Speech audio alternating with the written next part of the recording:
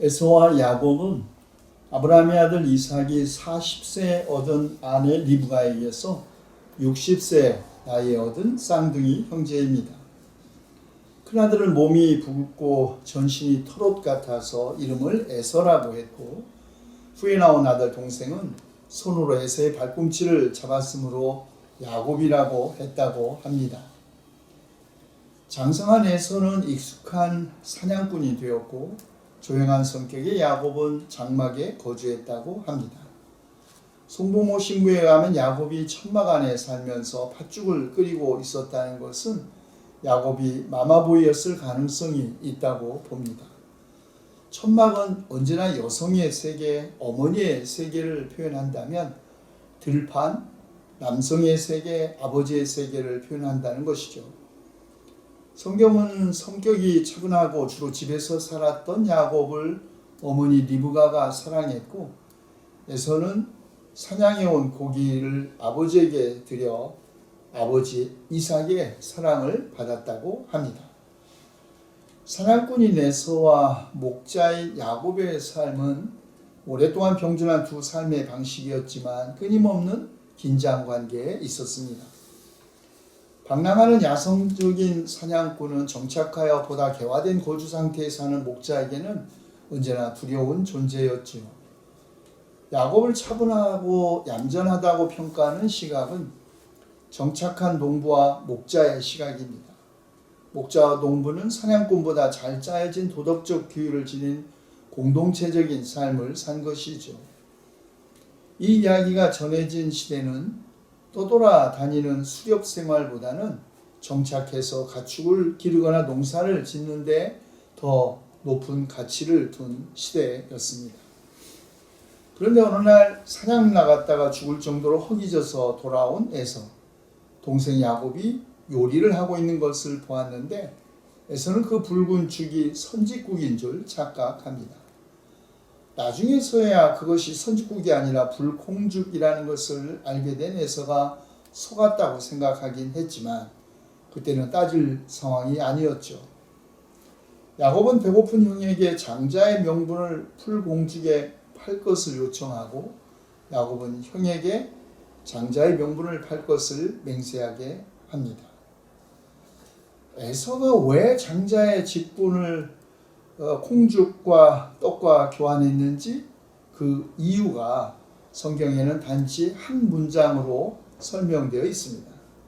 창세기 25장 34절에 의하면 에서는 이와 같이 맏아들의 권리를 가볍게 여겼다라고 합니다. 맹세는 그 당시에 맹세하는 당사자에게 아주 절대적인 구속력을 갖는다는 것을 에서가 몰랐을 리 없지요. 그런데 에서가 흔쾌하게 맹세하고 죽과 떡을 먹고 마신 후 나갔다라는 보도로 미루어 볼 때 우리는 에서가 매우 담대하고 그리고 성급한, 때로는 무딘 성격을 가진 인물임을 알 수 있습니다. 그런데 또 한편 성경은 그러면 야곱이 왜 에서에게서 장자의 명분을 사려고 했는지 그 이유를 설명하고 있지 않다는 것입니다.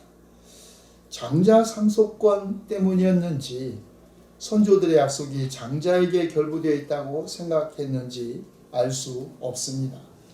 물론 장자 상속권은 당시에도 사고 팔 수가 있었습니다. 장자로서의 의무를 다할 수 없다고 생각한 장자는 차남 혹은 동생에게 그의 장자권을 팔 수도 있었던 전통이 있었습니다. 그러나 어쨌든 하나님의 약속이 이런 전통에 비추어 꼭 장자를 통해서만 상속 혹은 전승되는 것이 아니라는 것도 분명합니다. 어쨌든 이 사건 이후에 일어난 두 사람의 삶은 또 더더욱 우리를 놀라게 합니다. 우선은 형에게서 장자권을 샀다고, 아버지의 축복을 가로챘다고 마치 큰 일이라도 벌인 양 호들갑을 떠는데도, 그런데 사실은 야곱의 삶, 야곱의 현실에는 아무런 변화가 없고, 아니 오히려 형으로부터 도망가야 하는 신세가 되었습니다. 그리고 평생을 험난한 삶을 살 수밖에 없었습니다. 하나님의 약속의 계승자라고 보기가 어려운 삶을 산 것이죠. 축복받은 삶이라고 볼 수 없었던 것입니다. 그런데 반면에 동생에게 2번이나 속임을 당한 듯이 보였던 에서, 장자의 축복권을 동생에게 빼앗겼던 에서는 사실상 아무것도 잃은 것이 없습니다. 그는 아버지의 모든 재산 상속받았죠. 아버지가 이루어 놓은 땅에서 살고 있습니다. 아버지가 판 귀중한 유산인 우물들 덕분에 그는 더 이상 족속을 이끌고 유랑하지 않아도 되었습니다. 시간이 가면서 에서의 성격을 우리는 더 잘 파악하게 되는데, 그는 동생에게 속임받았다는 생각 곧바로 잊어버립니다. 야곱이 고향으로 돌아오는 길에 형에게 유하의 제스처를 보이기 위해서 재산을 미리 보내고 또 만난 후에도 재산을 주겠다고 하지만, 에서는 전혀 야곱의 재산에 관심을 기울이지 않습니다. 오히려 동생을 만났을 때 껴안고 우는 장면을 보면 우리는 오히려 에서가 훨씬 통이 크고 장남으로서의 기품을 지니고 있다는 것을 추측할 수 있습니다. 그런데 이스라엘은 아브라함과 이삭과 에서가 아니라 아브라함과 이삭과 야곱을 그들의 믿음의 조상이라고 고백합니다. 이해하기 어려운 일이죠. 우리를 놀랍고 당황스럽게 합니다. 어떻게 장자이면서 사냥꾼으로서 건장한 체격에 선한 마음을 가진 에서가 아니라 인격적으로는 참으로 모순덩어리고 교활하고 이기적이고 하나님께서 끊임없이 잔머리를 굴리는 비열한 야곱을 왜 성경은 하나님의 축복 약속의 계승자로 증언하고 있는 것일까요? 우리는 이 비밀을 해결하기 위해서 먼저 성경이 참으로 비열하고 교활하고 이기적이고 매우 현실적이며 모순으로 가득 찬 야곱의 인격을 전혀 숨기고 있지 않고 오히려 그것을 드러내고 있다는 점에 주목해야 합니다. 성경은 야곱이라는 한 인간의 성품이나 인격에 관심을 기울이지 않습니다. 성경은 오히려 누가 하나님을 찾느냐에 관심하고 있습니다. 누가 과연 자신의 운명을 바꾸기 위해 하나님과 끊임없이 씨름하느냐 하는 데 관심을 기울이는 것이죠. 에서가 축복의 계승자가 되지 못한 이유, 성경은 그가 장자의 권리를 가볍게 여긴 데서 찾지만, 그러나 우리는 꼭 그렇다고 생각하지 않습니다. 오히려 에서는 이렇게 생각했을지도 모릅니다. 사실 장자직이라는 것 이미 생물학적으로 결정된 것 아니겠습니까? 내가 그걸 판다고 또 팔아지는 것도 아니죠. 생물학적으로 이미 결정된 질서이기 때문에 어떤 경우에도 변경할 수 없는 운명입니다. 그래서 장자로서의 기득권은 이미 생득적으로 결정된 운명이었고, 에서는 그것을 굳이 의심할 필요가 없고 또 지켜야 할 것으로 또 쟁취해야 할 것으로 생각하지 않았을 것입니다. 이미 운명적으로 보장된 자신의 삶을 위해 장자로서 그가 해야 할 사실 아무것도 없으며 단지 주어진 기득권 안에 머물러 있으면 된다고 생각했을지 모릅니다. 그렇습니다. 자신의 현실을 숙명으로 받아들이는 사람, 세상이 나를 바꾸는 대로 순응하긴 하지만 내가 세상을 바꾸겠다고는 생각하지 않는 사람, 운명에 도전하지 않는 사람은 하나님을 찾을 필요가 없는 사람입니다. 세상이 물결치는 대로 휩쓸려 떠내려 가기는 해도 결코 물결을 거슬러 올라가지 않는 사람, 하나님을 찾는 사람이 아니죠. 에서가 축복의 계승자가 되지 못한 것은 바로 그가 이런 사람이었기 때문이라고 생각합니다. 그렇다면 세상에서 선하고 인격적으로 산다는 것이 아무 쓸모없는 일이란 말일까요? 야곱처럼 교활하고 수단과 방법 가리지 않고 악착스럽게 이기적으로 살아도 하나님만 찾고 믿으면 결과적으로 복받은 삶을 사는 것이 된단 말일까요? 그렇지 않습니다. 야곱은 참으로 인격적으로 흠이 많은 사람이었고, 야곱도 스스로 그것을 잘 알고 있었습니다. 형 에서를 만나기 위해 고향으로 가는 길목에서 두려움과 불안에 떨면서 야곱은 기도하지요. 할아버지 아브라함을 보살펴 주신 하나님, 아버지 이삭을 보살펴 주신 하나님, 주께서 주의 종에게 베푸신 이 모든 은총과 온갖 진실을 이 종은 감히 받을 자격이 없습니다. 야곱은 형과 아버지를 속인 죄가에 대한 벌을 사실상 죽을 때까지 받았습니다. 야곱은 외삼촌의 속임수에 빠져 7년의 노동착취와 20여 년의 종살이를 감수해야 했죠. 또 고향으로 돌아오는 길 천사와 씨름하다가 불구가 되었습니다. 세겜에게 자기 딸 디나가 성폭행을 당하는 것을 보아야 했고, 베냐민을 낳다가 자기 아내 라헬은 목숨을 잃었습니다. 사랑하는 아들 요셉 노예 상인에게 잃고 기근 때문에 굶어 죽게 되자 이집트로 식량을 구하러 자식들을 보내야 하는 실로 파란만장한 삶을 살았습니다. 그의 삶이 얼마나 고통과 고난으로 가득 찬 것이었는지 이집트 왕 바로 앞에서 한 그의 고백에서 드러납니다. 연세가 얼마나 되는지 묻는 바로 왕에게 야곱이 이렇게 말하죠.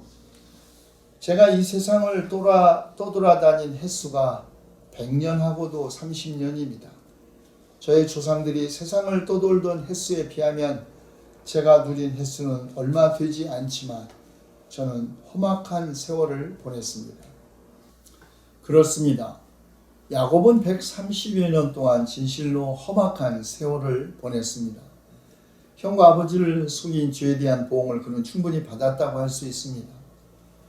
야곱은 불안하고 왜곡된 인격을 가지고 있었지만 그는 언제나 그의 인격의 가장 깊은 곳에서부터 하나님의 도움을 호소했고 그의 마음 가장 깊은 곳에서부터 하나님을 찾는 사람이었습니다. 그리고 바로 이 이스라엘의 하나님 야훼는 그렇게 자기를 찾는 이들에게 자신을 드러내시고 자기에게 호소하는 기도에 응답하시는 분입니다. 하나님은 번뇌에 몸부림치며 불안해하고 현실로부터 끊임없이 도피하고 싶어 하는 사람, 그러나 살 수밖에 없는 생의 과제를 부둥켜 안고 고민하는 사람, 하나님의 도움이 아니면 어찌할 바를 모르는 그런 사람들을 위하여 우리의 역사 안으로 들어와 활동하시는 분입니다. 하나님의 도움이 필요 없는 사람, 하나님의 은총이 없이도 스스로 충분히 살아갈 수 있다고 생각하는 사람들에게 하나님은 자신을 나타내지 않습니다. 야곱의 이야기의 숨은 뜻 바로 여기에 있습니다. 성경이 야곱이라는 한 인간의 얼룩진 인격을 전혀 감추지 않고 그대로 노출시키는 것은 한 인간의 도덕적 완전과 완벽함이 아니라 하나님 앞에서 정직하게 자신을 드러내는 사람, 현실을 바꿀 수 없는 운명으로 순응하는 것이 아니라 현실에 도전하여 운명을 바꾸는 인간을 통하여 하나님의 구원의 약속사가 계승된다는 것을 증언하기 위한 것입니다. 그리고 마침내 야곱의 삶은 그의 생애 가장 위기의 순간에 결정적으로 변화됩니다. 그 변화, 환도뼈가 위골되는, 그리하여 절름발이가 되고 남자로서의 힘의 근원이 무너지는 것을 대가로 한 것이었습니다. 그리고 야곱은 이스라엘이라는 새로운 이름을 얻지요. 야곱은 더 이상 옛 사람이 아닙니다. 새 이름을 주신 분이 하나님이듯이 야곱을 새로운 인간으로 만드신 분도 하나님이십니다. 전적으로 새로운 삶의 근원은 인간이 아니라 언제나 하나님 자신 안에 있습니다. 하나님께서 야곱을 이스라엘로 변화시킨 것입니다. 그러나 운명 같은 현실에 도전한 사람은 바로 야곱 자신이었습니다. 그리하여 도저히 바뀔 수 없는 것 같은 현실, 운명을 변화시킨 것은 야곱 자신이었습니다. 이스라엘 사람들은 기도할 때 옷을 찢고 재를 뿌리면서 기도했다고 합니다. 그것은 하나님을 감동시켜 세상을, 현실을 변화시키기 위한 것이었죠. 기도하는 사람은 하나님을 감동시키려고 하지만 그러나 하나님은 오히려 기도하는 사람을 변화시킴으로써 세상을 바꾸시는 분입니다. 야곱은 삶의 결정적인 순간에 기도했고 그때마다 하나님을 만나 그곳에 제단을 쌓았습니다. 일찍이 하나님의 얼굴을 본 사람이 없고 또 하나님을 본 사람은 죽었지만 야곱은 하나님을 뵙고도 목숨을 잃지 않는 사람이 되었습니다. 그래서 그곳 이름을 브니엘, 하나님의 얼굴이라고 붙였고 야곱이 절뚝거리며 브니엘을 지날 때 해가 솟아올라 그를 비춥니다. 천사와 목숨을 건 투쟁에서 바뀐 것은 야곱 자신만이 아니죠. 해가 솟아올라 밝아진 세상도 이미 옛 세상이 아닙니다. 운명을 이긴 사람에게 현재는 과거의 연장이 아닙니다. 현재는 하나님의 축복이 약속된 가능성입니다. 이 약속을 의지하여 자신의 삶과 현실을 바꾸고 변화시키는 사람들, 그들은 야곱처럼 하나님의 얼굴을 뵙게 될 것입니다. 기도합시다. 둘째 아들 야곱을 약속의 계승자로 선택하시어 운명도 바꾸신 하나님, 우리가 바꿀 수 없는 현실 앞에서 절망할 때마다 믿음의 조상 아브라함과 이삭과 야곱을 기억하고 변함없는 주님의 약속을 의지하여 이 세상을 이기게 하시옵소서. 우리 주 예수 그리스도의 이름으로 기도하옵나이다. 아멘.